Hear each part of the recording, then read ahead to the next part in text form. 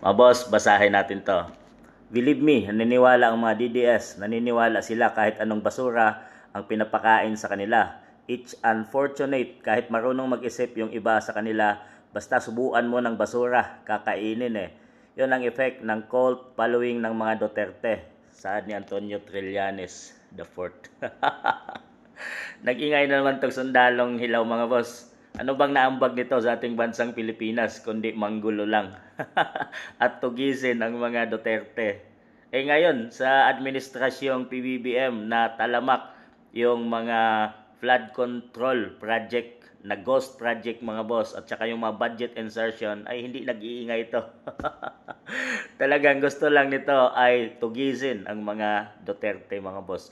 Mas gustuhin pa namin kainin ang basurang isinubo ng dating Pangulong FPRRD sa amin dahil yun ay para sa bansang Pilipinas. Ginawa niya ang lahat para maging tahimik at mabigyan ng maayos na pamumuhay ang mamamayang Pilipino. Pero ikaw, ano bang silbi mo? Ano bang naitulong mo sa ating bansang Pilipinas? Ang manggulo?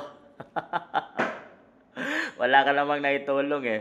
Kung basura mo lang ay di namin kakainin yon. Yung ano mang isusubo mo sa amin. Dahil lahat yon ay paninira lang sa mga Duterte ang ginagawa mo. Hindi ka nga nag-ingay ngayon, natalamak yung mga flood control ghost project sa PBBM administration. Nag-ingay ka sa taong ito na may nagawa sa ating bansang Pilipinas. Aminin mo man o hindi, dahil hindi ka naniniwala sa taong to, ginawa nito ay hindi pang sarili. Ginawa nito ay ang kabutihan sa bansang Pilipinas. Maraming binago ang taong to. Kagaya na lang ng mga passport, driver license, yung blaglag bala, corruption, oligarchs, droga sa ating bansang Pilipinas ay nagawa niyang baguhin at ayusin yon mga boss. Pero ikaw, wala kang silbi sa ating bansang Pilipinas. Mas gustuhin naming isubo at kainin ang basura na ginawa ng dating Pangulong Duterte kaysa basura na isusubo mo sa amin. No, sa palagay niyo mga boss?